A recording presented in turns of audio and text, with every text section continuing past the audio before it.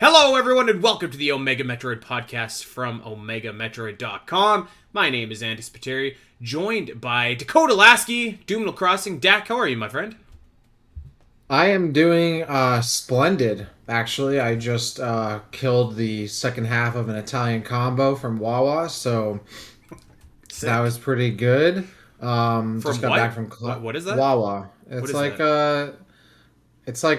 better 7-Eleven, like Wawa Quick Check. It's like a gas station, but also you can get food there and Okay. snacks, and you can order sandwiches, and there's like a not deli but like a sandwich area and like food area. Anyway, if you know what I'm talking about, you know what I'm talking about. Wawa's dope. Anyway, yeah, I'm doing good. I plan to get around to the first episode of House of Dragons soon, Mm, which is gonna be hype. Um, I was just in Detroit this past week. I mean, I say this past week, but by the time this episode actually comes out, it'll be a little while since then. But yes. that also means I'm excited because the new Destiny season starts tomorrow, which by the time this episode drops, it'll already have been out as well the new raid. So I'm actually doing some season prep tonight after this episode, getting some bounties done, so that way when the next season starts, I can just bam, bam, bam, get a ton of experience in and start Okay. grinding. So yeah, I'll be on that Destiny grind tonight. And yeah, I was preparing for this episode over the weekend and today, so I played a little Metroid Prime as well, which was obviously a lot of fun because that game is, I've heard, pretty decent. So yeah, I'm doing pretty good. Right. What about you, Doom? How you doing over there in California? Just moved back into Monterey for my final year of college. We graduate in 2 more semesters. We're doing our starting up our capstone this year, so it's gonna be balls to the wall, as they say. So yeah, it's gonna be a tough semester, but nonetheless, I'm looking forward to it. And you know what? So far, it started off really good. And like Dak was mentioning earlier, we are recording this in advance. So if you're wondering why we're not talking about the obvious direct that's been announced by Dude, now, that is why. I guarantee you. So, a pull back behind the curtains here. We are recording this August the 22nd. It's a late night show, actually, an after dark show where I may or may not be having a beer. And so, we're going to release this. So, for anybody that doesn't know, I'm going on a trip to Europe here pretty quick for a delayed honeymoon, actually. Which, by the way, shout out to my wife Sam. It was our anniversary yesterday, so she does a Yes. lot for me and my podcasts and projects. But anyway, so I'm gonna be in Europe with my wife, and every time I feel like I've ever recorded an episode ahead of time on the Zelda Cast or on Omega, I feel like I'm just like, all right, a Nintendo Direct is absolutely gonna happen. It's gonna be like the first trailer for Metroid Prime 4, Metroid Dread 2, Metroid Pinball's coming back. It's gonna be like the most Metroid news you've ever seen, and it's gonna be we're talking about the Frigate Orpheon, which is awesome. I love it. I'm willing to take that. The Omega Metroid podcast is willing to make that sacrifice for you Metroid fans to get new news. We'll look like schmucks talking about stuff that isn't really topical if that's what it takes to get Metroid news out into this universe. So yeah, that's what we're doing today. I'm excited about it. Yeah, we're gonna, we went, I think, 6 months last time between Mapping Metroid episodes, and I think now we're going like 6 weeks, so a little bit of improvement here. But I feel like the Mapping Metroid that we're doing today is really kind of like a companion piece to the one that we previously did, which was, of course, on the Tallon Overworld, because we left out a big chunk of the Tallon Overworld, and we are here to talk about it in depth and in full today. And of course, that is the Frigate Orpheon. And so, what we're gonna do is we're kind of combining them a little bit. We're gonna be completely mapping the entire frigate, and we're gonna be mapping it while it's in space and then while it's crashed as part of the Talon Overworld. So we're gonna kind of be interchangeably saying like the Orpheon in space, and then I think what we should maybe do is if we're talking about the Crashed Orpheon, just say like Crashed Orpheon, and we can assign it that name so people know what we're talking about. Does that sound like a good piece of business? Yeah, that sounds good to me. I mean, I'm gonna frigate Orpheon and then the crashed frigate or There we go. something. Yeah, Yeah. perfect. Okay, so that is what is on the table today, and I think, gentlemen, that we should just get right into it because our last mapping Metroid on Talon ended up kind of being a marathon episode, as I think most of these Mapping Metroid episodes end up being, because nobody dives into a Metroid area like the Omega Metroid podcast. So let's get rocking and rolling here and talk about this area. And we kind of touched on it last episode when we were talking about the Tallon Overworld, but I kind of want to reiterate again. Frigate Orpheon, the in space, flying in the cosmos, this is such an incredible moment in the Metroid series, because this is the first time you've ever seen Samus move in 3D, and it's just so breathtaking seeing those 3D models, and like I think the graphics still look awesome, and just like the presentation of it's just like such an amazing moment. And obviously that's kind of like your tutorial area as well, but I really think that moment, the visuals, the way that Samus initially moves, like really just like go a long way into like assuring Metroid fans like this is going to be the Metroid that you know, but something new. But it's going to be something that is going to be awesome, because there was a lot of consternation about Metroid Prime when it was announced as a first-person shooter, and I think that this area really, in my opinion, like helped ease some of those fears. So a really incredible opening area, and like you never get a second chance to make a first impression, and this area knocked it out of the park for me, and I'm assuming for you guys as well. I mean, I think most people would agree with that, right? Like the Frigate Orpheon, and obviously we're talking about the space version right now, is pretty much like a near perfect tutorial for a game like this, because that's a big job to do, right? Like it has to introduce all these different elements of like how you play a 3D first person shooter, introduce like the basics of like the shooting gameplay and like most of the core items that you're gonna have early in the game. Obviously, like you get the grappling hook, but like that doesn't really come into the game till kind of later when you re-get it. But it introduces you to all that. It introduces you to like the atmosphere and the tone of the game, and then it ramps up into a boss battle, and then like kicking the story off. And it gives you like an escape sequence, like all of that wrapped together. It's like it gives you all of the important aspects of even backtracking and all the important aspects of a Metroid game condensed into one small tutorial area. So in that way, it's a really perfect, chunk of the game, and how they reuse it later is really beautiful.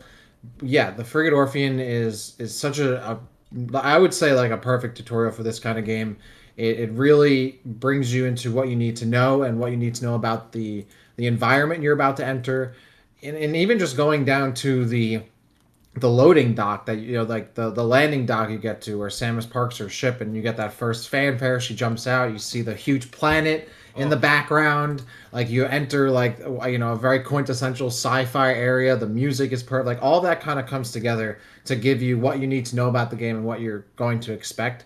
So in that way, and there's so much I even want to say beyond that, but just as first thoughts, like Frigate Orpheon, perfect way to start the game. Mm-hmm. Yeah, Frigate Orpheon rules. I think there's a reason that this was chosen for the Smash stage back in Brawl.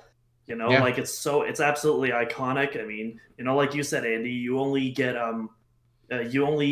one chance to make a first impression. However that saying goes, I can't remember. You did it better than I did. But yeah, like literally everything about it. It has enough of the familiar and enough of the new as well, because you have that new arrangement of the theme of Super Metroid, now the kind of the theme of Samus at this point. In that lower key, you have it modulated as well. And then right after that, you immediately get into this new kind of soundscape that Metroid Prime kind of introduces you through the airlock, where it almost sounds like there's these ghosts whispering throughout the corridors, with the last bits of oxygen still remaining in that area. It's such a cool way to introduce you. And then right when you get into that main hallway, where you see all the pirates laying out and the Parasite Queen, and it immediately starts setting up kind of how Metroid Prime is going to tell its story. With its environmental storytelling, how it gets the player curious and invested into what's going on. And it's a small snippet of this bigger extrapolation of what the entire game is going to be about, kind of like what Dax said. You know what it does too, which is really good, is it shows a lot of like restraint. Like you don't go in guns a-blazing, you go in very calmly, very quietly. And actually, like one of the most important things that it does is like encourage you to start scanning everything. In fact, you have to scan some stuff in order to even make it to like the interior. of the Orpheon, which is obviously a core part of the Metroid Prime series.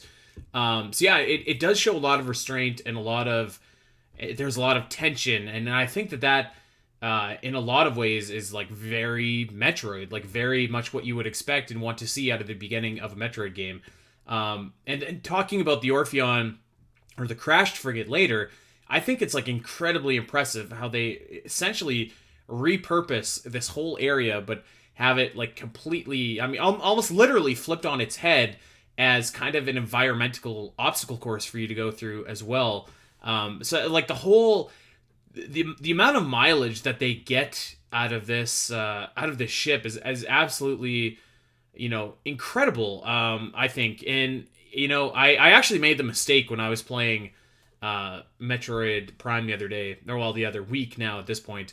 And I was kind of thinking to myself and comparing and contrasting between Prime and Super Metroid, and how, we've kind of said before in a lot of ways, Metroid Prime is like a 3D Super Metroid, and it's very true. And so this would be, if anything, like the Meridia of the game. And I made this huge mistake. I went into the down frigate thinking that I needed to go there without my gravity suit. I was like, I need to go through here first before I get my gravity suit. And I was kind of grumbling, and I was like, Super Metroid, you don't have to go to Meridia without your gravity suit. But I was a huge fool and went here completely unnecessarily. And you also never have to go to this area without your gravity suit either. So it's very impressive. It's very well laid out. The pacing of the area is incredible. Just like a super strong area that obviously gives you the first, impression of what 3D Metroid is going to be like. And then I think does a really good job of flipping it on its head and kind of presenting that traditional Metroid. Like, we're not going to throw a bunch of difficult enemies at you, but the environment itself is the most challenging obstacle that you need to overcome. So in a lot of ways, this epitomizes a lot of what makes Metroid great. Yeah, 100%. And I know we started kind of talking off started talking with the space version of it and then going into the Crashed Frigate, because on one hand it's it's really hard not to separate those two things, but at the same time they're very different areas, even though it is the same area. Mm-hmm. And when you first get to the down frigate, it perfectly encapsulates like what Metroid is about, which is exploring the unknown, but also traveling back to places that you've been before with a new perspective and new abilities, and things have kind of turned on its head. The world of Metroid is very much a world of cause and effect, right? Things happen in the story, Samus affects things, the world happens around there, and it changes very literally the place that she's in, and she has to traverse those places in new ways. And that's exactly what happens here. Now, I'm not going to question how a ship that falls from literal orbit lands on this planet and isn't completely pulverized.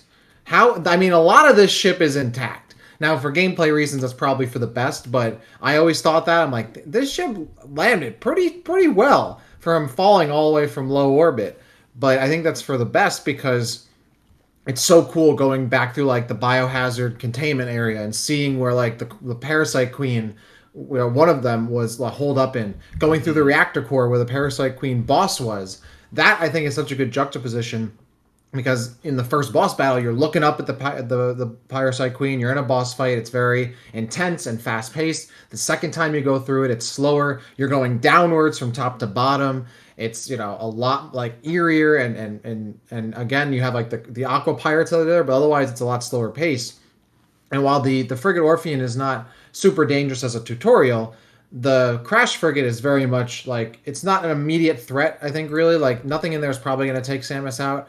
That's something where you can really just explore, sink your teeth into it, find those conduits and activate it with the wave beam. But I love, it's so fundamentally changed from when you first walk through it. And then, of course, it's companioned with some of the best music in the entire franchise. All of a sudden shifts the pacing, the feel, the mood, the tone of everything. When you walk into the frigate the first time, it's a mystery episode almost, right? You show up there obviously something has just gone down. The music is telling you something wild has gone down and you need to investigate, and you are investigating literally what's happened.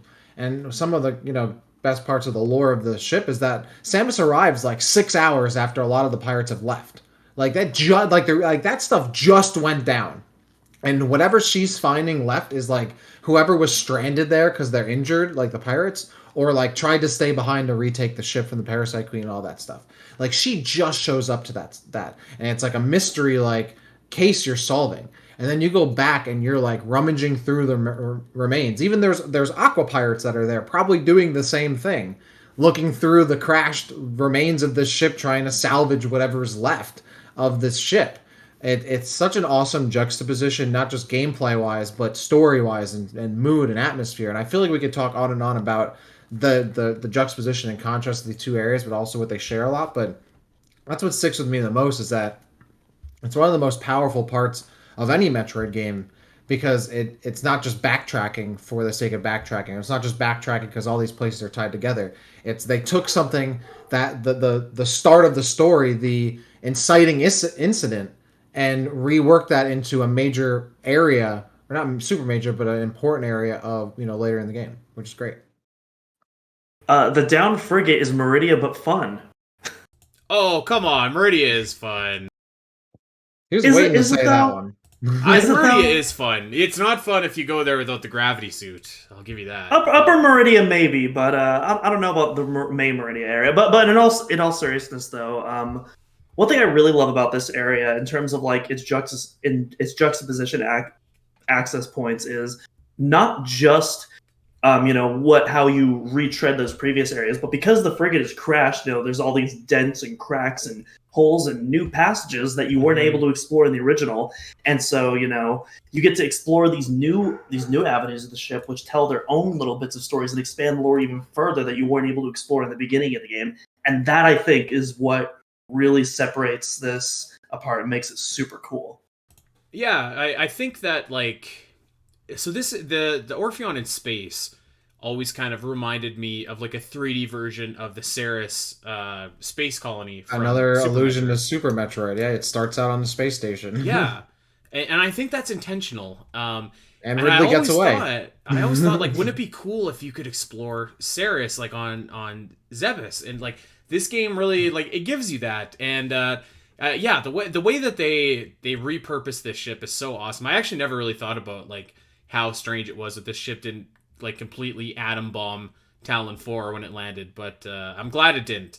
But yeah, one thing that's always stuck out to me as well, just talking about exploration in the ship, is that you like Dax said, you totally can take your time. You definitely can, but it's definitely like a treacherous path. And one thing about it that's so treacherous is how murky the water is in this area. And you can even in Metroid Prime, you can be in water in other areas and it's not quite that hard to see, but in this area it's you have a real hard time seeing what's in front of you because you're in this dimly lit kind of stuff floating everywhere path where there's at least to me I kind of interpret the murkiness as there's a lot of dirt and there's a lot of just stuff in the water that's kind of impeding your vision.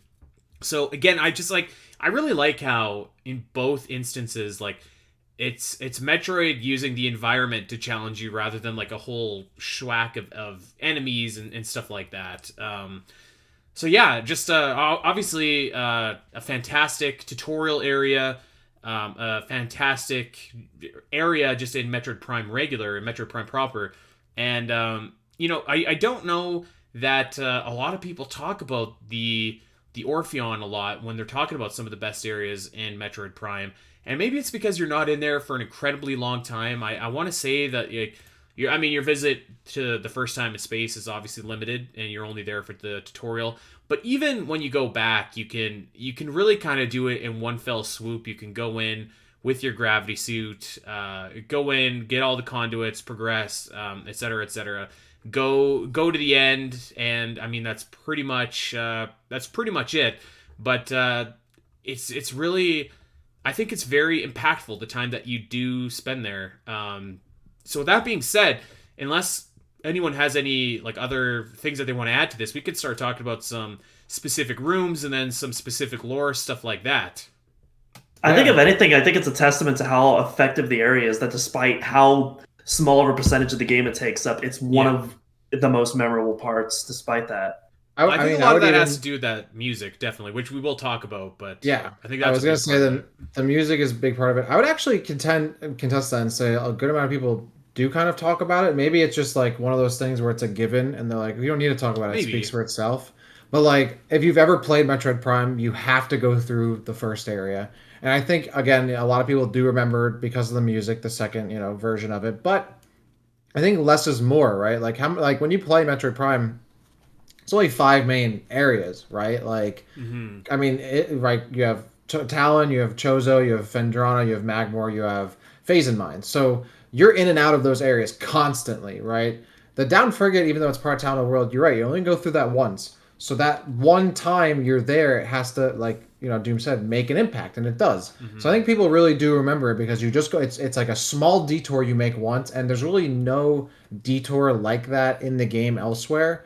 Like you do go, I guess, to like the deep like space pirate lab in Fendrana Drifts, but that's part of like a longer adventure through that area. And Town Overworld itself is very much a hub area that you don't have major develop. Like that is the kind of the major development of that area, which I think why it sticks out the most. Because aside from traversing the overworld itself and maybe the artifact temple, this is the major landmark. Oh, So totally. Yeah.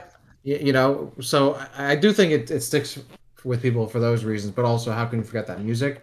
I just think also like the way they've worked it in there and seen this massive looming ship dug into the ground, you can't really forget that. I think it's really impressive too. Like maybe not impressive, but like it's really cool. Like how you can get to that shore and you can see the ship, but you can't actually access it for a long time before you actually get there. You don't need the Yep. gravity suit, but you do need a power up, which is I think the ice beam to get there. You Um, should have the gravity suit though. I mean, I oh, you remember definitely going should in. have. Do not do what I I did. remember trying the gravity suit there the first time and be like, I made a Oh, mistake. I went in and I like went all the way down and I was jumping around like an idiot without my gravity suit, and it is possible to go there without it, but don't ever do it because then you'll start thinking that it's like Meridia. But yeah, so like I do think that it's cool that you can see it for a long time, but like you can't actually get to it, which Mhm. kind of builds that anticipation as well. All right, let's talk about some of these rooms here, and I think that we did mention it, but I do want to repeat it just again, just to really show the significance. One of the most breathtaking rooms in Metroid Prime, just in general, which isn't even technically a room. It's the exterior docking hangar, and this, of course, is where you first land on your ship. You're in space. The Orpheon is not crashed yet, and this is where you see Ridley flying away, and you follow him to Tallon IV. Your ship just looks so impressive in 3D, and the stars around you, you've got kind of that red orange hue like on Doom's screen right now. It looks awesome. It's such a god, it's such an awesome room. I know we talked about it. I know we kind of gave it its kudos as like the first big 3D room in Metroid, but I just wanted to talk or just point it out again just because I think that it's like just so important, impressive, and breathtaking. So yeah. I guess I'll go if no one else is gonna go. Yeah, Let's I mix it up. Let's absolutely. mix it up, Yeah, man. I Doom. feel like What do you gotta say, Doom? we've been going Andy me you. Like let's churn it up a little bit. Yeah. Jump in. I'm down. I'm down to some mix in some new ingredients. But yeah, I love this landing pad. Like I said before, that whole introductory sequence, like it's so perfect. I'm so glad because I think you guys talked about this on the cut content episode, but there were also some other iterations of this title thing that got laid out on the cutting room floor. There was one that Jennifer Hale, who does Samus's grunts, she did a narrated intro for this game that was cut. There was some stuff For in the the best. PAL. I think For the so. best. Yeah. There was not stuff necessary to be in the stuff game. that was included in the PAL game where there was like this other like very deep voice that like does its own narration. It also narrates the area entrances.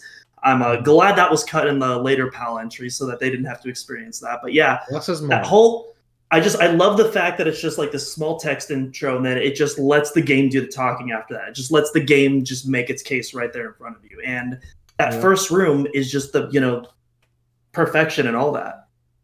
Yep. Totally. I love this room. Less is more. It shows you exactly what you need. Like, oh, distress signal. Samus shows up. Fanfare. Boom. She goes in. Like you don't need to see any more than that. It's perfect. Like I mentioned earlier, how you see like I mean, Town 4 is like massive in the background there. It's huge. Like it's hanging in low orbit. It's right there. It gives you such a feeling of like, wow, like I can't wait to go and explore that. Like it's not a perspective you get from Earth ever, right? So like that in that way, it's really awesome. I think the coolest thing about this area too is for being a sci-fi series, Metroid is very much about being on planets, being inside ships. Very rarely is Samus ever. I mean, I think this is like what the only time I can really think of, maybe like a couple other times where she's out in space in the vacuum, walking around in out in outer space. I can't think of. I mean, maybe Metroid Prime 3. I can't really think of any other times where she's not on a planet and just walking about, but also not inside the ship too. Right. So there's some moments in 3 and Hunters as yeah, well, The but this closest is thing. definitely the main example of that. The closest thing yeah. I could think of is in Fusion when you're like shine sparking through space when you're going from the restricted zone to the sector 1. But Yes, even that that's is it's still over in an instant. indoors. But that's still indoors though. You're still within like a tube that's looking out Yeah. into space, which is still, by the way, an awesome shot. One thing I love about Fusion, by the way, those backgrounds you can see the stars. This, I think, Metroid almost needs more of this, of areas where you're out in the vacuum and you're exploring out in space. I love that about this room because it's fleeting and you don't get any more of that after this unfortunately, but I think that would be great to have an area in a Metroid game where that's literally where you're at, and it's not even just okay you're out in the vacuum, but like the meteors are flipping by and you can shoot them. When I found out that you could shoot those bad boys and blast them into pieces, I'm like, well, okay, this is cool. And I definitely didn't know that the first time I played the game. Yeah, I love this room. It's a perfect start to it. And of course, it's a great mini tutorial in and of itself. You learn the lock on there. You learn how to use, your beam really. And when you play this on Prime Hack and mouse and keyboard and you just bam, bam, bam, and just like blast through that, it feels so good. It gives you that nice, cool, like neon aesthetic that works its way into Prime and like with these wings and here in the ship and even kind of the coloration of Talon itself.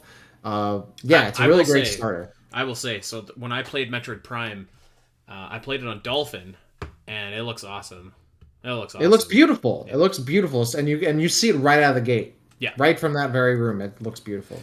Okay, so another room that I want to talk about is the reactor core, and this room is probably like the central room of both the crashed frigate and the frigate in space. Of course, this is where you fight the Parasite Queen in space, so it's a pretty monumental room, and we'll talk about the Parasite Queen battle here in a bit, but really Let's like talk about it once. now because I feel like Let's say because I want to do you talk about the separate the platforming room and the part. boss? Okay, okay. Yeah, because like this part, I Oh, think right. is it can be frustrating, but like good frustrating. Because again, everything's so murky. There's like incredibly small platforms that you need to jump on, and there's like a winding case of them that you need to go up on, and I want to say, and I'm going to say this about the next room that we'll talk about too, but I'm assuming that there's a lot of people out there like me, and I still did this even to this last playthrough, where I get all the way up on those winding platforms, those small little ones where your jumps have to be precise. You get to the door and you're like, oh my god, this thing doesn't have any power. And you turn around and you put your thermal visor on and you shoot the conduits and you go back. And it's such a I just like, again, I love the dual purpose and dual utility of a lot of these rooms, like the way, again, like I really like platforming in Metroid. I know that's not some people's like favorite part, especially of Metroid Prime. I've seen some people kind of, I don't know, say that the jumping part isn't necessarily their favorite, but I really like it. So I really appreciate these levels where like you do have to be a little bit specific with your jumps. You do have to be precise, and then you kind of go and explore ginormous room that is for the most part intact. So I really think that obviously it sticks out in space, but I think that it sticks out underwater and for like completely different reasons. And I think that in doing that, when it is so distinct, even though it's the same room twice, just probably the best room in the Orpheon, I think. Yeah, I definitely echo your sentiments on the platforming there. Like it's definitely a lot different than the 2D games. 2D games are more focus on kind of the athleticism of platforming and kind of like the showmanship of that. Whereas in Prime, the platforming is more as a means of like verticality, if that makes sense. It focuses a lot on that verticality until you get Yes. to like the screw attack implementation in 2 and 3. But I really like that, and you really see that especially in that one shaft that you're talking about there, with where you're activating all the electrical conduits with the wave beam and the thermal visor and whatnot. And it also provides a challenge, a really cool challenge in that it's not just that the platforms are tiny, but there's a visibility challenge as well because you're so deep underwater, and you also have Yeah. enemies firing at you that you have to deal with as well. And so they're like really subtle barriers, but they're really good ones too. And at least in the GameCube titles, I can't remember if the trilogy on the Wii did this or not. But one really cool feature of the GameCube version, it's really subtle. But when Samus jumps, she'll actually automatically dip her visor down so that you can actually see the platform you're landing on. And the game does this automatically. It's really subtle, but it's a really nice quality of life feature that I'm really glad that Retro thought in advance of. Yeah, that's a good ad there. Actually, I don't remember that at all because I definitely remember going through this in the original game and being like, I'm having some faith in where I'm landing here because I can't see my Yep. feet. That's what I I did. think And I will I say think the that comes tank down to the controls make it controls harder too. to get those jumps too. I was gonna say the controls really are a big part of what makes the platforming in this game harder than it needs to be. For better or for worse, I think it's like an added difficulty as a little added challenge, but at the same time, kind of limits your freedom for intentionally otherwise, and you Yeah. kind of do feel that a bit in this area. Yeah, definitely. I find like I think that the way that it controls, obviously, it is a product of the time and whatever. And this is, in a lot of ways, like kind of the first of its kind in a lot of ways in terms of like first person shooter back then. So I'm a little bit forgiving of it, but it I think was they were just hard. too far along, though, like because Halo Yeah, 1 had come out the year before, but by then the game was I mean, they're not going to change how the game is kind of built in yeah, that time. I think it's also the GameCube controller, because even though technically the C stick is an analog controller, it's not really shaped like one, and I don't think they yeah. wanted people having their thumbs on that for long periods of time. I don't So, know if Mhm. anyone was like thinking about that back in. I mean, the late '90s is probably when this was, in development. And in fact, you can check out our history of Retro Studios developing Metroid Prime in the archives on OmegaMetroid.com.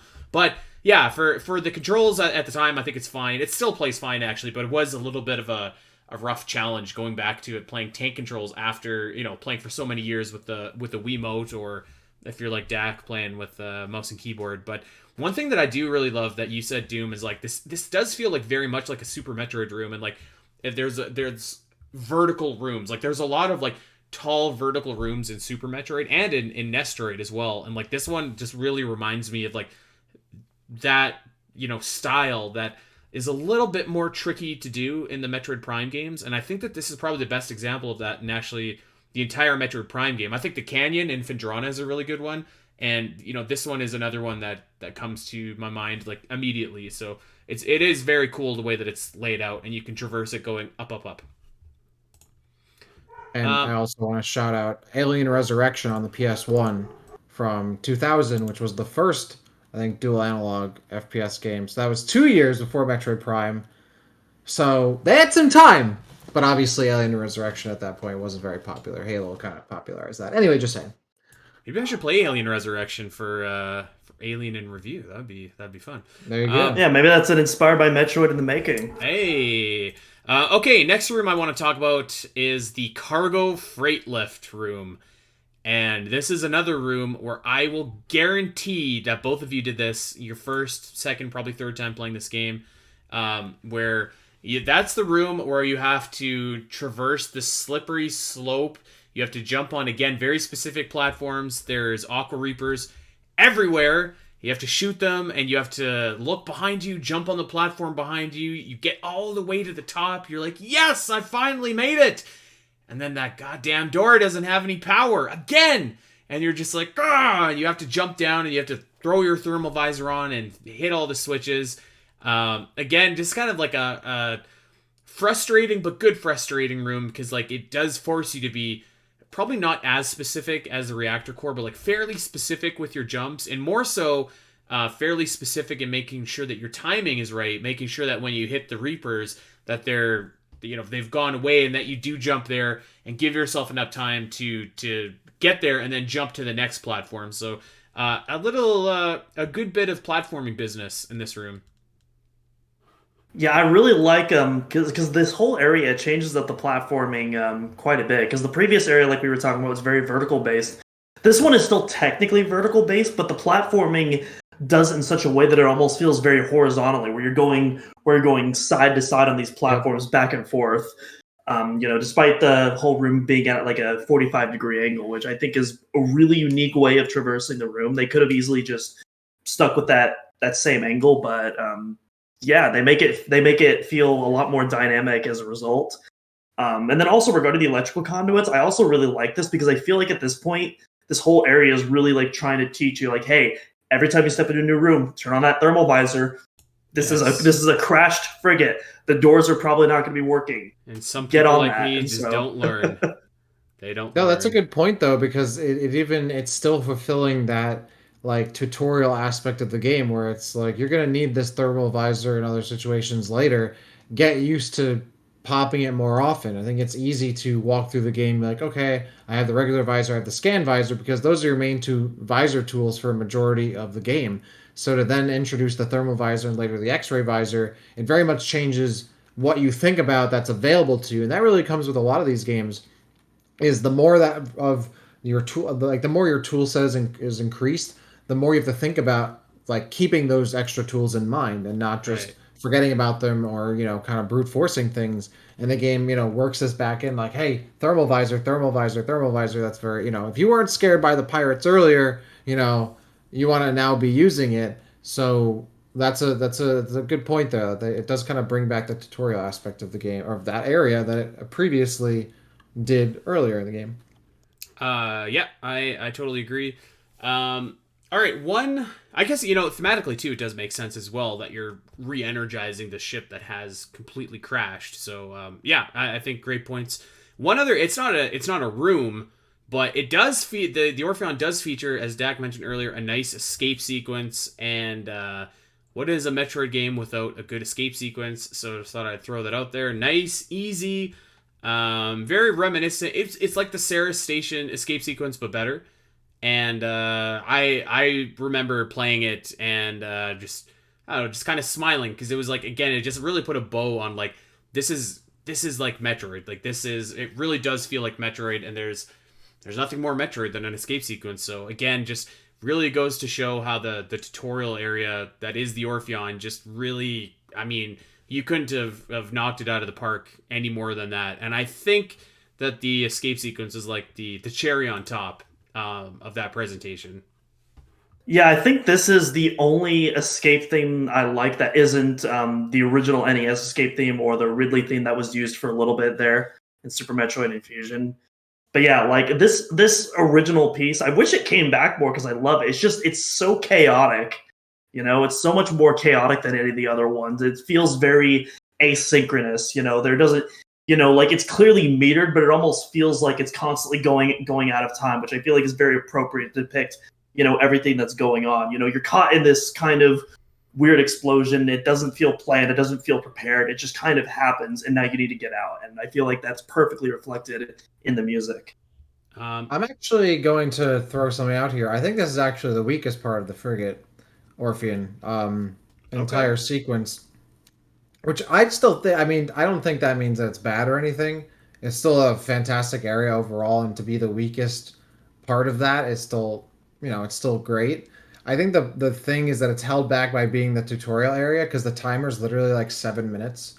Like, as much as it's like an escape sequence, you'd have to be like really, really trying to not escape. Like, I even think the first time I ever played the game, I had time to spare. And I would have to imagine even the worst of players would still make it out with some decent time. Like, you have to be really, really bad or really trying not to make it. So as much as the escape sequence is cool, and even though it is kind of just running through long hallways, which to be fair, the whole area is very linear because it's kind of meant to be because it's a tutorial area.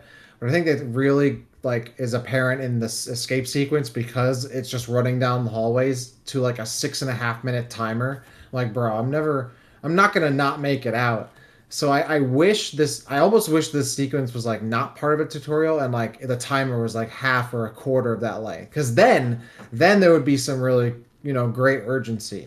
A lot of this sequence is very much like a telling not showing thing where it's like, oh, the music's really crazy, oh, you gotta get out, but there's actually no real urgency there because you have to be super bad or intentionally messing this up to never make it out. So that's the only thing that holds it back for me. Every time I replay the game, I'm like, oh, like, okay, I'm gonna like take my time through this escape sequence that in actuality is more of like a meander sequence than anything else. But that's just me.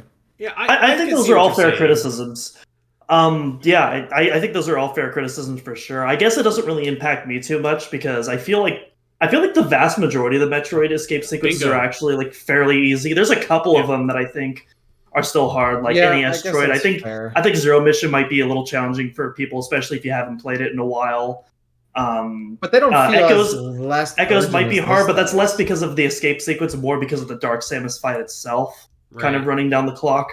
I Yeah. think I agree with you, Doom. I think like pretty much every escape sequence is not like super challenging, but I agree with what you're saying. It's an easy sequence, but I think that it was like more so like the meaning and the messaging behind having it there to again just kind of show like don't worry, this is Metroid. Like this is the Metroid that you're familiar with. That's It's the Metroid fair. that you love. So I don't think that they were intending it to be challenging as much as they were intending it to be like I don't know what the word I'm looking for is, but like A thematic set and show piece. you kind of, but just like reassure. This is probably only for like not new players necessarily, but like players that are maybe familiar with Metroid or whatever. Like, don't worry, like this is a Metroid game that you're gonna love. At least that's kind of how I always interpreted it. But I actually I think that what you said is fair. It's certainly Yeah. not challenging. No, I guess it's more so just like the presentation of the urgency. I don't know. Maybe just in the other 2D Metroids or other runs, I feel like, oh, maybe I'm not gonna. I don't know. Then again, like I guess that I think about it more. There really isn't ever an escape sequence. I'm like, oh, maybe I'm not gonna make it. But I think maybe Metroid needs that. It needs an escape sequence where like there's a solid chance you don't make it. I think that's I'd what be I'd be Metroid could totally down use. for that. We were talking about Ori and the Blind Forest earlier, and every single one of those escape sequences, I died multiple times, and all three of those, even the one I didn't like, are better than every Metroid escape sequence. I'll just put that out there right now. Yeah. Yeah, those are a little bit. Anyways, maybe we should do an episode ranking escape sequences. There we go. Not to say that I I'd be don't like down. Metroid escape sequences, but I don't even think it has to be with the challenge. Just reduce the time. Like it could be the same amount of challenge. Just give me less time to do it, and I'll feel like, oh, I might not make it. I never feel like I'm not gonna not make it. So that's it. Either way, otherwise, great. I like the sequence itself. Let's talk about some of this lore on this ship. And there's an interesting log that I want to read. I'm actually just going to read you guys this log if I may. Um, which I just love Metroid Prime and its logs and Chozo lore and pirate data. It's so awesome. But here we go. Zebes has fallen. All ground personnel are presumed dead, either killed by the hunter, clad in metal, or in the subsequent destruction of the underground facilities. Our research frigates Orpheon, Syracuse, and Volparagom were in orbit at 0 hour and managed to retreat. So there's two other frigates out there, or there were anyways. Orpheon is now docked at the Vortex outpost. Orpheon's cargo appears to have a 100% survival rate. Metroids are healthy but on restricted feeding schedules due to uncertain supply status. We are ready to begin research on the Metroids and other promising life forms. Security status remains a code blue. No signs of pursuit of the hunter. So I absolutely love this for so many reasons. First of all, it really shows you like it shows you like that there's more to these space pirates than just like mindless people that shoot at you and like it shows that there's like an organization and thinking and plotting and structure. And it really, again, it shows you like what a threat they view Samus as, and understandably so. She's blown up their headquarters twice now. But it does offer like a ton of other cool like tidbits. Like, hey, there's more than one of these research facilities, and I don't know if they ever say in the game what happens to the other two. And I don't think they do. so I mean, it's not outrageous to think that perhaps there's Metroids on there that we don't know about. So I think that that's really cool. I just think that it's cool, like in general, that there's a rhyme and reason of how the Metroids got from Zebes to Tallon IV. And also they say that this is where like they basically rebuilt Ridley from scratch and made Meta Ridley. So I think that that is also like super super cool. So a lot of interesting bits that you can take away from reading some of the logs in this in the frigate Orpheon while it's in space. I love that kind of stuff. It makes the world feel like logical and lived in, and I truly love that they give like the space pirates some structure. It's just like for such a small bit of story and lore, I guess it goes so long, it goes so far for me in making this feel like a big realistic sci-fi adventure.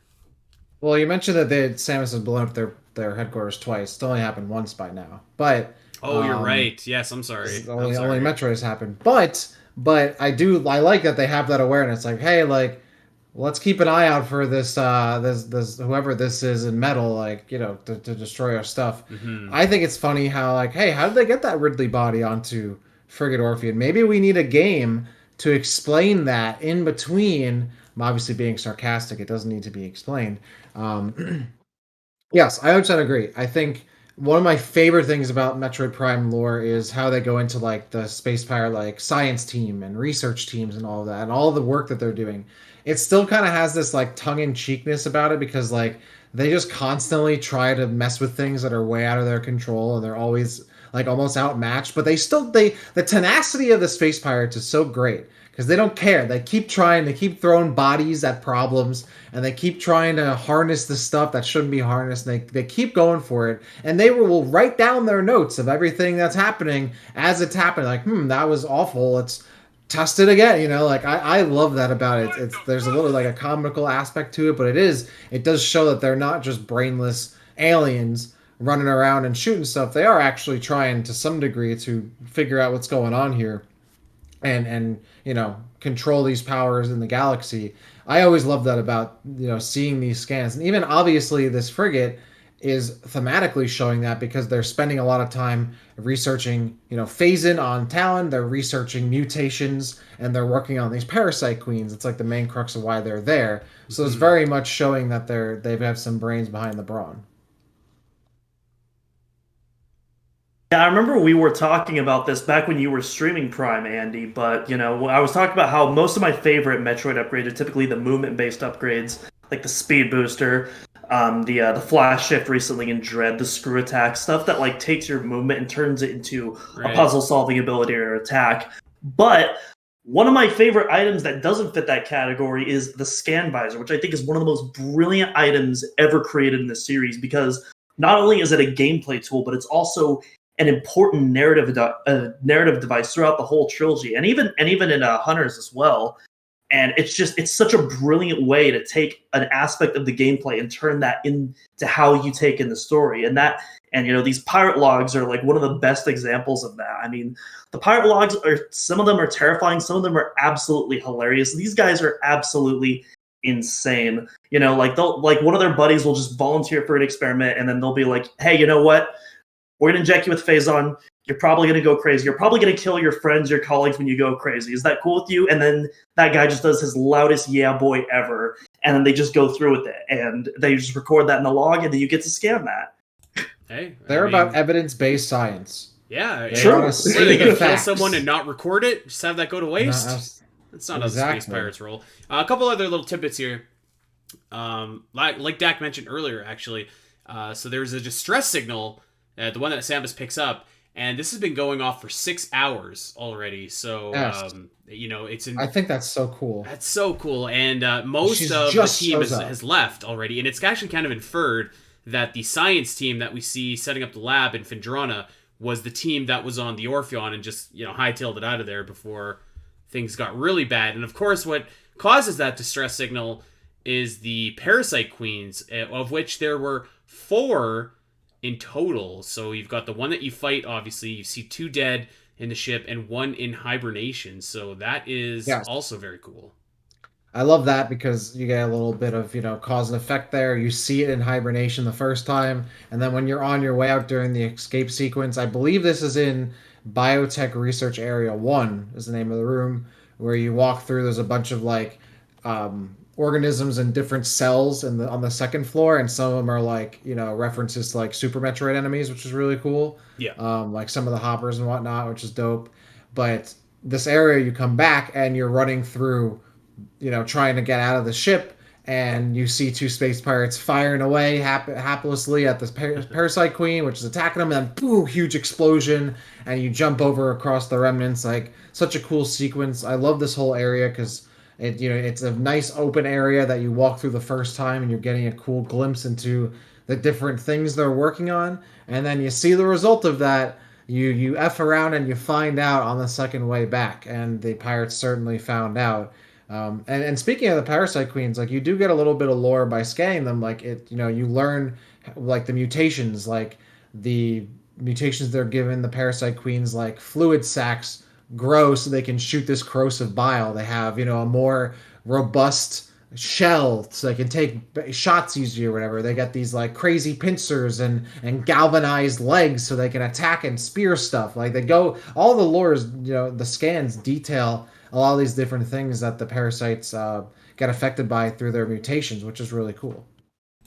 Shout out to the localization team who had to go through all the text in that game. Like, that must have been an absolute nightmare, but y'all pulled through. But like, I think a lot of that stuff is fun though. Like, at least when I was working on my RPG Maker game, which, by the way, my man Larry at Data Recovery New Jersey has fixed my hard drive. I'm gonna plug him on this episode. Hell yeah! I haven't gotten the drive back. So to be fair, he said the files should be good. It looks like they've been recovered. I'll give you all the 100% once I've recovered my drive. But he has fixed it out at an affordable cost. And on that game, one of my favorite things about like making the game were writing the little bits of dialogue some random NPC has, or a little like scan or like text box that you get from reading a sign, and you can just kind of like have that little flavor text. That stuff is really fun. So as much as like maybe going through that might be a bit of a chore, I'm sure they took a little bit of creative leniency there, and they're like, all right, this is probably what they're talking about. We're just going to come up with something original, and writing those little bits of like world building tidbits to chew on are actually a lot of fun. So I would imagine they actually probably enjoyed a lot of that. There you go. Okay, well, let's talk about some of these enemies, and we'll talk wait. about the boss. Oh, okay. Go ahead. One more thing. Yes. My favorite thing about the lore, because the drowned frigate or the crashed or sunken frigate doesn't have too much lore specifically on it, but it shares this with the main area, or like the first iteration of the frigate, and they both have this, though more so in the first area. When you scan the injured or half dying or dead space pirates, and the game tells you what their specific injuries are, I've always loved that. If you go around and scan like this guy who's like half dead firing at you, or the dead bodies, it's like broken spine, both legs broken, massive head trauma. Like, they go into the specific injuries that these pirates have, and that always sticks out with me because I always like to make sure I check on what they've got. Like, I love going up to the one dude who's like laying like, bam, bam, like blasting at you. I'm like, oh, scan you real quick. Oh, hemorrhaging. Like, oh, damn, that's rough, buddy. Bam, blast and put out his misery. Like, all, and just like checking out all their different individual injuries that they didn't have to do. They could have just said, yeah, dying space pirate, he's gonna die or not. He'd probably die if you don't shoot him. But they go into their specific injuries or causes of death for each individual. I love that. That's awesome. What was that one show? The best ones. Help me out here. The I think it best was Sherlock, where like he was analyzing, and he's like, if I hit this person here, it'll crack his tibia or like whatever. Oh, isn't that the one with like Robert Downey Jr.? Is that what it is? Yeah, I thought it was the one with so. Benedict Cumberbatch. Anyway, whatever. It's like one of those. That just reminds me of that, where like all these guys are like completely mangled, and like it's like the Parasite Queen was scanning there. I could just see Samus doing that too. Yeah, that's a fantastic touch. Actually, I love how those enemies are like clearly like mostly dead, but they're still trying to fire at you, just hoping that their measly little blaster can defeat Samus. Good stuff. Yep. Yeah, my favorite part of those is because it's not just those guys as well, but it's even the dead bodies too, and there's some that are specifically positioned to like match up with their descriptions. Like, there's this one that will always stick out to me. It's in kind of that not the first room in the frigate, but it's like in that big open room where you see like the fires and you see the first dead queen and all that. And one of its legs is like just shish kebabbing this one pirate's back, and you can, when you scan it, it actually says like this pirate's spinal cord has been completely severed, and it's like right there, and Awesome. it's like, bro, this is a Nintendo game. What? This ain't your daddy's Metroid, I'll tell you that. All right. Let's talk about. Well, actually, but there's not really any enemies that we haven't discussed. We've talked about the Space Pirates, we've talked about the Aqua Reapers. So let's just jump right to this boss, the Parasite Queen. And, I think. So obviously, this is the boss of a tutorial. And it's an easy, inoffensive boss that I think that it's. Again, kind of like we were talking about with the escape sequence, it's not so much that you're going to die. It's not so much that it wants to, like, seriously challenge you. But I think that what it's really there for is to teach you all about locking on, about strafing, using missiles, and just kind of like how boss battles in general in 3D are going to work. So while it's not challenging, it is cool. The gimmick of like the rotating walls around it is cool, and obviously was put to use in Smash, which was awesome. The Queen herself looks really cool. The music is actually, we could talk about that in a bit, but the actual fight, nice, easy, but does a good job of teaching you a lot of like the core mechanics. So again, kind of fulfilling its goal as the perfect tutorial area. Yeah, it's not really too hard at all. I mean, you do your lock-ons, your strafe dashing. You blast it with shots, like pretty straightforward. I think it's more so like the full effect of the fight. Like the music is awesome. It's a great boss theme. It has awesome sound effects as it's roaring at you and shooting its corrosive bile at you. And of course, for any of my Destiny gamers out there, the shield is very much like the Vex Hydra shield, the circular spinning shield that those have. Which, so anytime I fight one of those in Destiny, I'm like, Parasite Queen.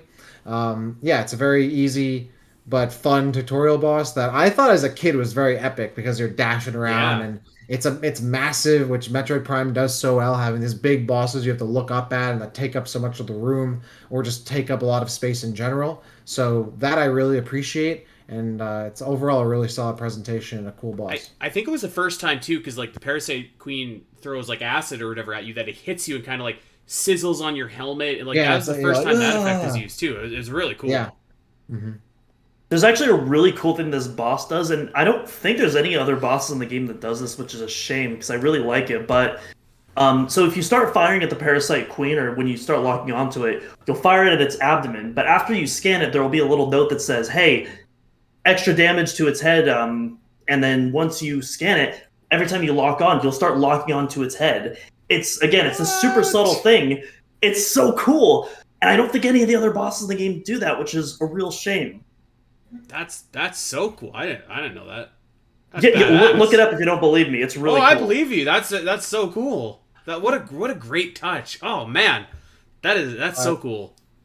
I also actually no. Go ahead. Go ahead. I realize I already talked about this. Go ahead. No, I mean I don't really have anything else for the Parasite Queen. It's fairly straightforward. I do think that it would have been cool if you could have fought the other Parasite Queen that was in hibernation on Tallon IV at some point. Maybe like I guess it would have made sense Meta to fight Queen. it. Yeah. It probably would have made sense to fight it in the Crashed Frigate, but even like if it got into Magmore or like something, it would have been cool to fight that, but oh well.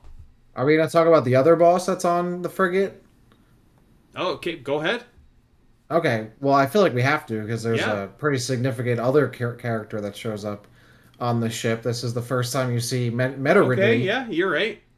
Which is, by the way, I believe biotech research area number 2. I think that's also where you get the first grapple tutorial. You get that sick cutscene, which is obviously the showing the area where the space pirates were rebuilding Meta Ridley, and Samus looks up and Ridley's right there. Boom, Ridley right in your face, eyes glowing, looks so sick, and obviously that leads to Meta Ridley escaping the ship and flying out. And I believe you can even catch a scan of him if you're quick enough, right in that little moment there before he flies off. I mean, this is the first time you see Meta Ridley, which is so You awesome. can't scan him directly, but after you grapple, there's 2 panels on each side of the grapple points that you can scan that talk about like Yes, the surgical yes. procedures he went through. Yes, Yeah. yes, you're right. That's what it is. I know there was something you can scan that's Ridley related there. Um, Obviously, it's awesome to see them there. His Meta Ridley form is so cool, and it leads right into the lore of they're literally building him on this ship.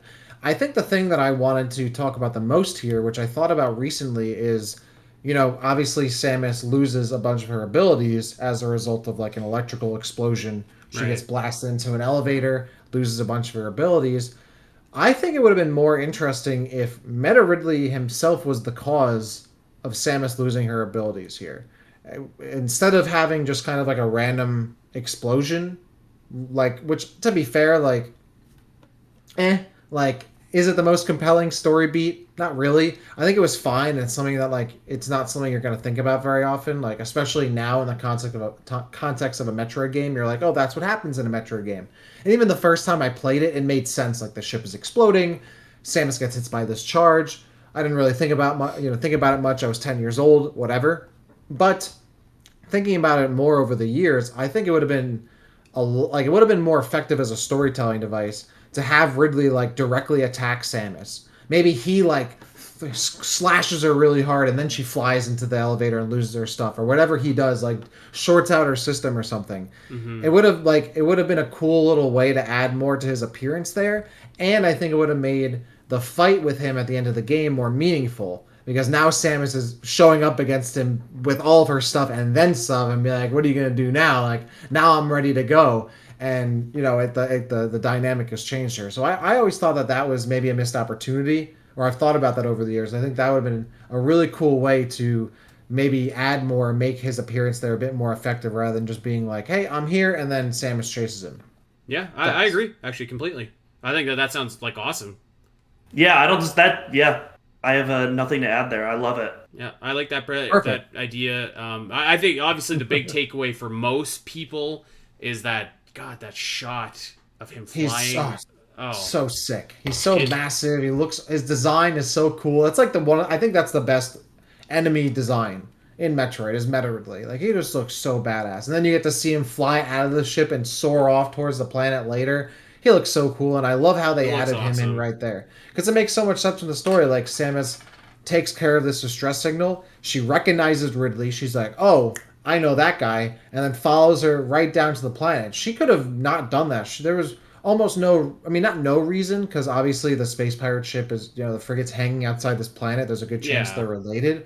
But she could have gone to the ship, dealt with it, and then reported back to the Federation and been like, all right, we'll have a, debrief and go to the planet some other time. But the fact that she sees Ridley on the ship and then heads to the planet and is like, that's a main reason, the reason I need to head out and follow him down there and go to the planet itself, it makes a lot of sense. It's a good, solid storytelling device. yeah, totally. I think she was, yeah, definitely she was going to that planet one way or the other. But I think seeing Ridley Made it definitely more adds urgent. urgency, which I think Yeah. like. I mean, really, I know, we're talking about only the Orpheon, but like even when you see Ridley and Findrana, it's such like a, Mm. oh man, that's such an awesome Massive shot. shadow he casts. It's Yeah, so sick. It's so like it's like less when is those more. ships are coming in Independence Day. It looks awesome. Mhm. So yeah, so let's talk. I guess unless you guys have anything else that you want to talk about with bosses, let's talk about the music, which I feel like Doom is chomping at the bit to That's for talk last about. here. You know what? Yeah, okay, let's say for that. We can.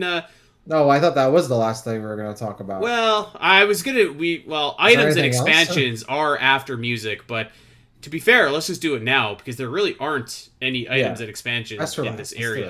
area. There's an energy tank in the cargo freight lift, and I will say this: that if you are like me and you go to this area before you have the gravity suit, at least you can pick up an energy tank as somewhat of a consolation prize for your malfeasance. So there is that at least. But I I just think, want to know how that. I just want to know how that energy tank got there because that definitely was not on the ship when we went down that elevator before then. There's a brother, lot of stuff that you can suspend your disbelief for. How is it that you get to the down frigate and the save station is still working and it's intact? How? Shouldn't be possible. brother, I'm to those pirate scientists. Out of 10, don't buy this They can game. do wonders.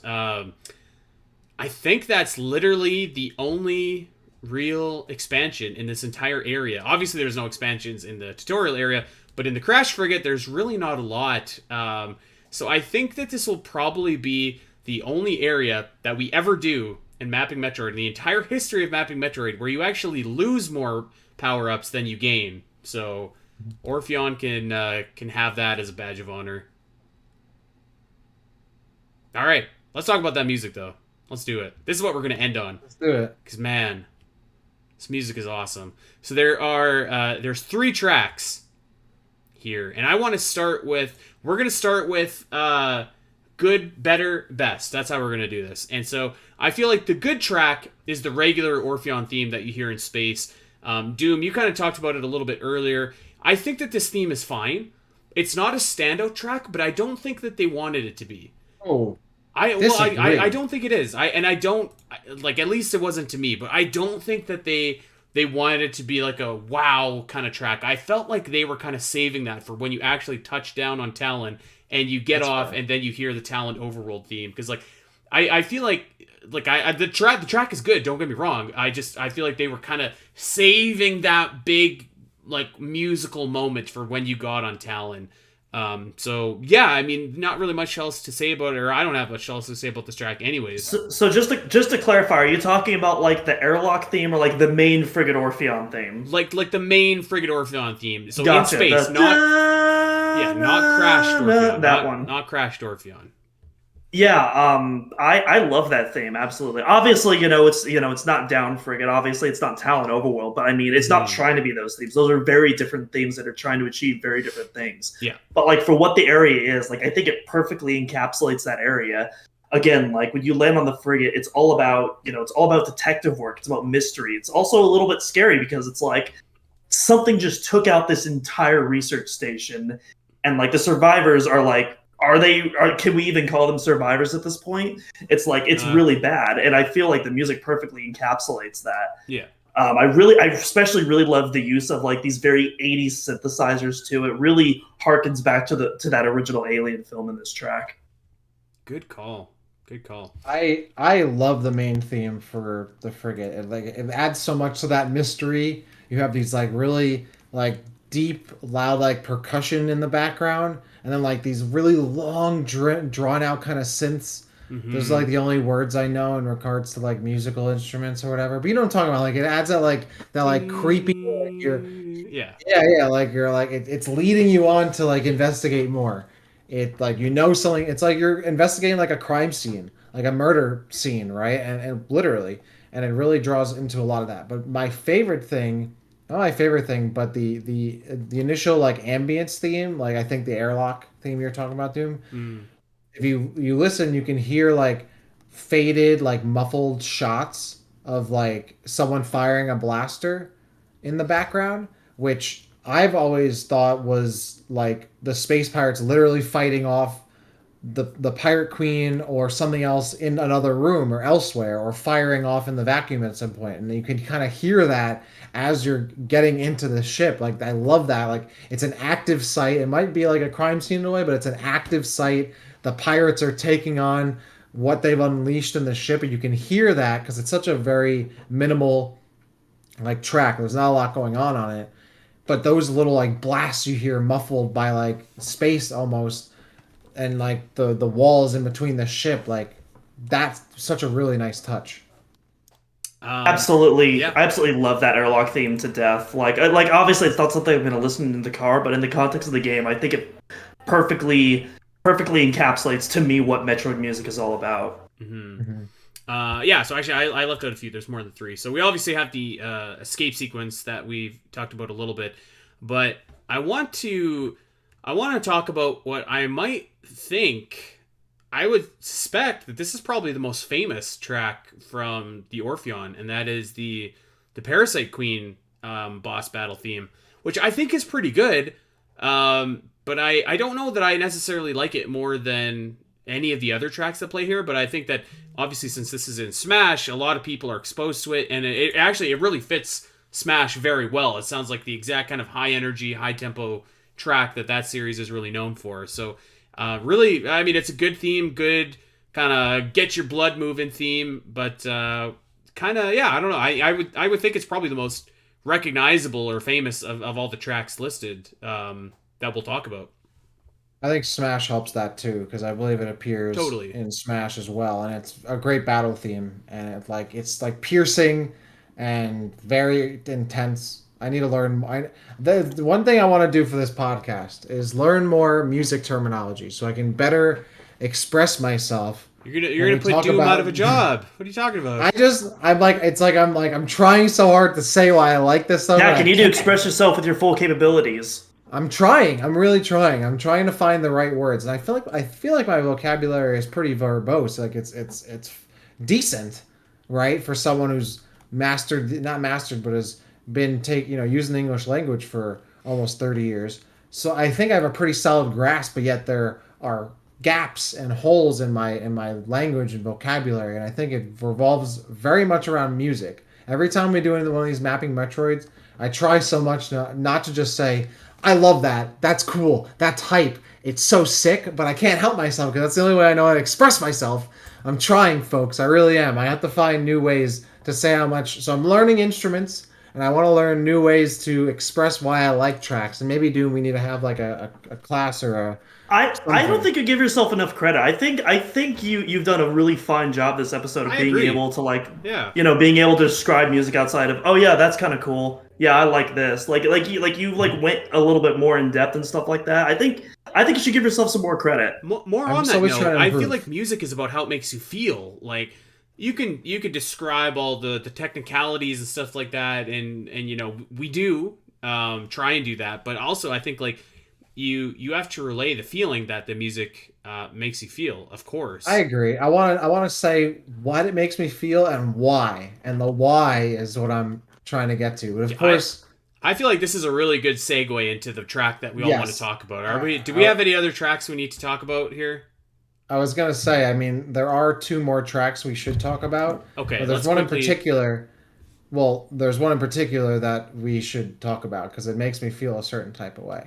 Well, let's talk about the other. What other track do you want to talk about before we get to that Well, I one? mean, the Down Frigate has two themes from my understanding. It has another ambience theme, like a lot of these areas do. They have a main theme and then like an ambience theme. Yeah, yeah, Um, that's true. the I didn't include that one.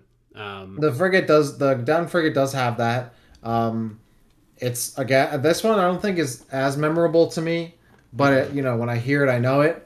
But unlike I guess the differences between like the airlock theme and the main theme for the main frigate area, both this and these two themes for the down frigate are slower paced, very much like working towards like you're moving through this area very slowly. I don't think it leans too much into like the mysterious like murder like crime scene kind of feel as the main frigate theme, only because you've already been here before, so I think that you would need to do that. I can't think of like too much what I have to say about it, but I do like it. I think it adds a lot to the area, and it's just not as memorable, which is fine because obviously anything they would do would be overshadowed by the next track that plays anyway.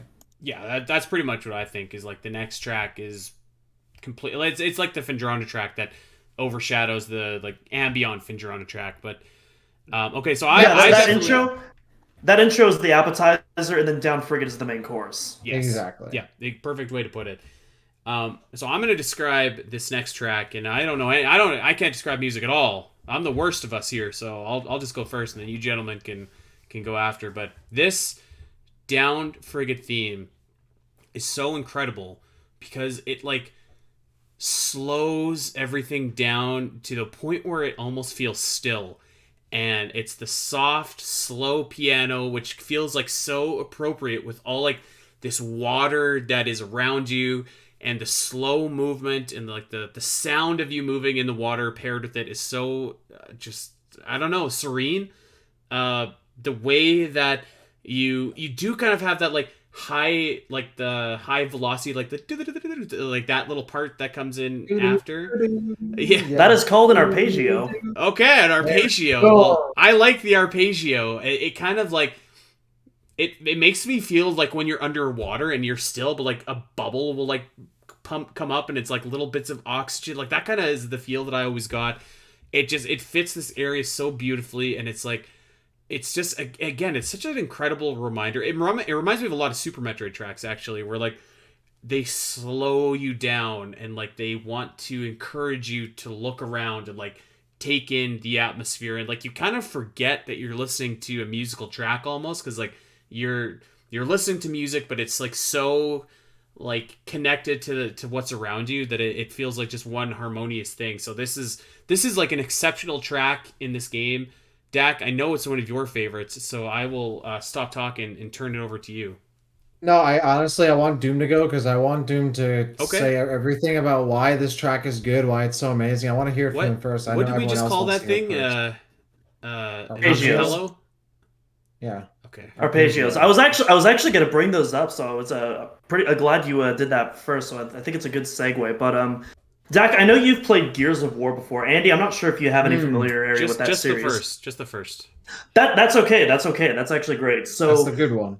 yeah, I think they're all pretty good, but Here's the a War first 2 one's I definitely one of liked. my favorites. Yeah. Anyways, so Cliff Bleszinski, who's the one of the creators of the Gears Mm-hmm. series, he has this quote specifically when talking about the first game, but I think it translates throughout the series as well.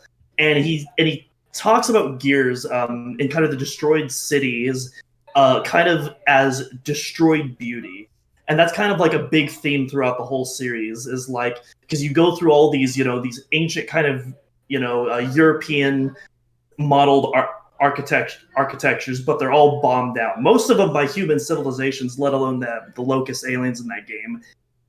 Going back into Metroid, though, that's what I feel like that this track really encapsulates with the down frigate. Not that the frigate was beautiful to begin with, but it's almost back in our Tallon IV episode, we were talking about kind of the beauty of Tallon Overworld and how it's this one area where nature hasn't been claimed by all this technology or the phase on corruption, and you kind of have this inverse going on here where you're inside this technological death trap, but you're slowly seeing nature slowly just starting to take over, and you're seeing this Mm. beauty start to sprout from this once deadly containment.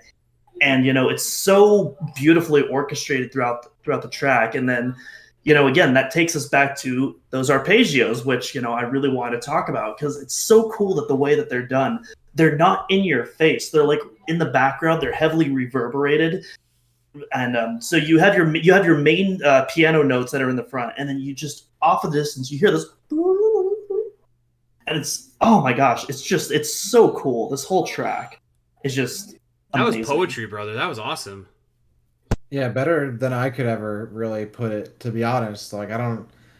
That all made sense to me. I knew all of those words, but I wouldn't have been able to piece them together as well as Doom would. That's why I love having him to talk about the music stuff. But yeah, the hearing like the chimes, like the harp, like nature of what which arpeggio apparently there's like a meaning behind that. It has something to do with like how a harp is played. I don't know. I just googled it real quick. I think it's Italian for to play on a harp. Boom. So that's kind of why it sounds like that because you're playing like the individual notes like a I mean, I think the piano is really obviously what sticks because that's like the main Mm-hmm. crux of the track. And when Metroid very, very, very rarely dips into piano. I can only think of two instances off the top of my head. It's this theme, and then it's the piano medley from Other M. Both two beautiful tracks. I think this track is much better because it goes beyond just being a piano theme, and it's actually like really a important part of the game. I think this is just not only one of the best tracks in Metroid, but one of the best tracks in gaming. Period. It's this, like you said, Andy, like the stillness and the serenity of it. It's wondrous. It's really an awe inspiring and like a capturing, like breathtaking kind of thing where the game has been so much about and like perceived threat and the danger of the unknown, and then you finally kind of go into a place where it is the unknown. It is dangerous, but for everything, like it's almost like time has stopped, right? Like the frigate has literally stopped in time. It crashed. It's not going to change anymore. Everything on there is dead aside from like the animals that have kind of started to reclaim it and the aqua pirates that are kind of scavenging around. It has that stillness of death in it that you know it really is like it permeates throughout a lot of the game, but it's very like distinct here. And again, one thing I love about the frigate is that a lot of what Metroid, a lot of what Samus goes through, especially in Prime, like you're going through the Chozo ruins. The Chozo haven't been there in who knows how long. Um, a lot of structures that Samus goes through in like Super Metroid or other games like the Chozo haven't been there for a while. The Space Pirates are either on the planet or have just recently evacuated the ship, or the ship just went down. Like you're just going, like you're like the, aside from the occupiers, the first person to really go through this wreckage. So you're immediately like and exploring this again and uncovering things for the first time. That like added with this like really slow pace, like take your time, sink your teeth into it kind of track is exactly how you explore the area. It's, and of course it's a water area, so I feel like having this like wonder like filled kind of track, like we're like all of a sudden it shifts your perspective because you are underwater, and that completely changes how you traverse things. Mood wise works really well. I mean, this is one of the best tracks, period. When, like, almost, I feel like you don't even have to play Metroid Prime to know this track. It's one of the best Metroid Metal remixes as well.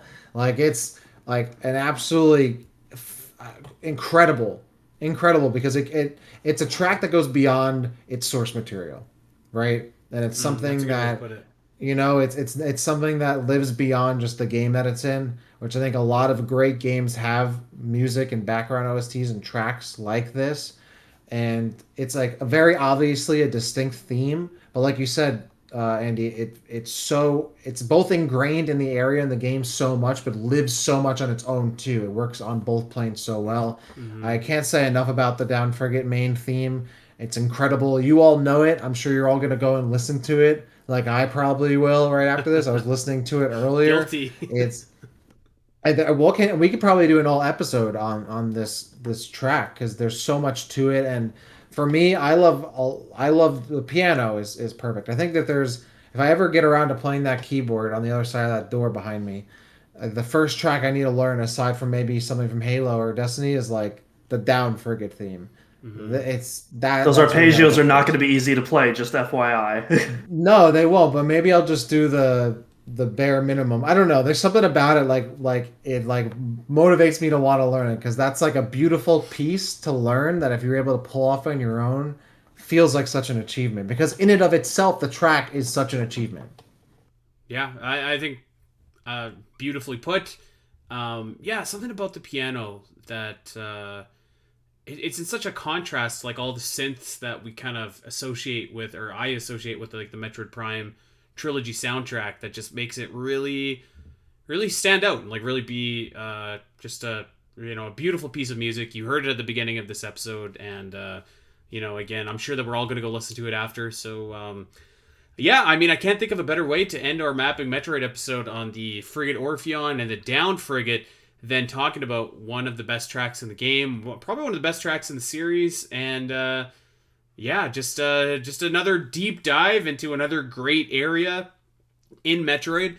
Again, an area full of utility, a tutorial that also functions as a kind of, I don't know that Metroid has really done this, where you can come back to the same area in its reverse and you can explore it in a completely different environmental way. So, I think that More of that. I want more of that. yeah, I think that'd be cool, and I think that I'm glad that we were able to give this area, the Orpheon, its day in the sun, because I see people talk about the frigate or the Down Frigate a lot. I don't see a lot of people talk about the intro a lot. So again, I think that we've gotten literally everything we can out of this area, and I'm really glad that we did.